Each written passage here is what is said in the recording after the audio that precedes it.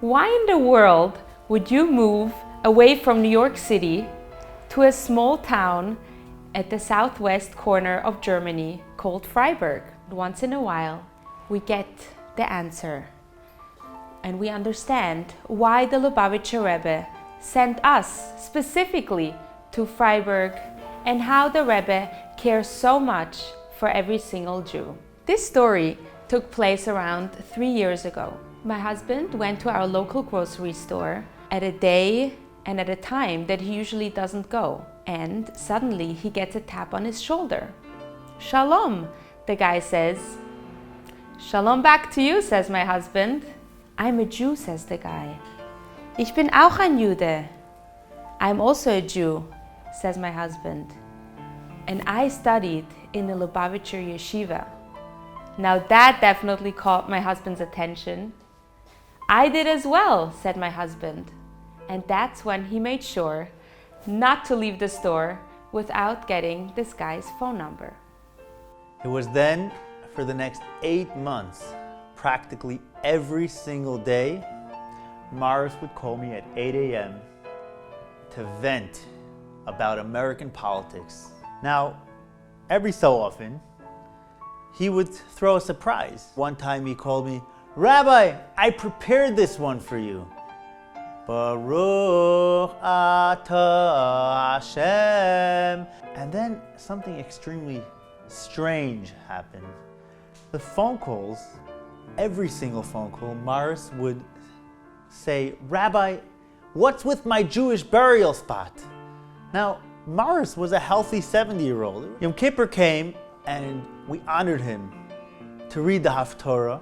And Morris brought along a special book that he received, a Tikkun Kairim, from the Lubavitcher Rebbe as an 11-year-old to help him prepare then for his Torah reading for his Bar Mitzvah. And of course, he read the Haftorah that Yom Kippur from this special book.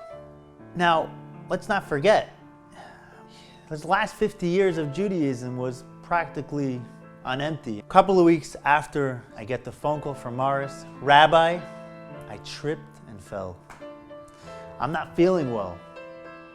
The situation deteriorated rapidly. A couple of days later, his wife calls me up and says, "Rabbi, get over to the hospital."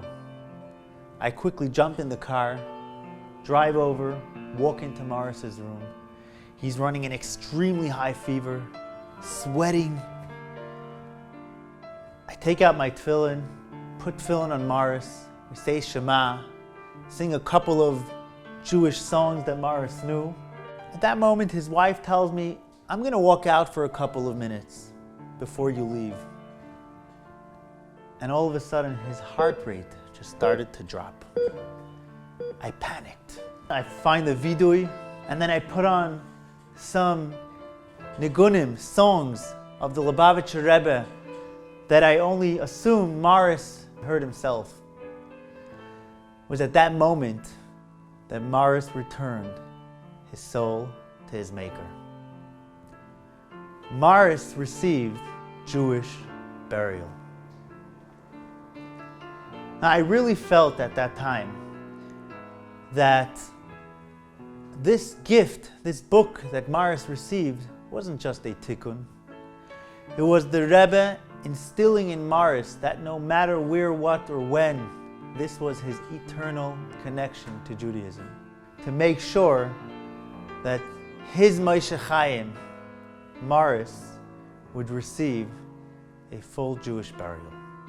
And this is where we turn to you and we ask you to please help us to continue fulfilling the Lubavitcher Rebbe's mission to help every single Jew and to help build Freiburg's future.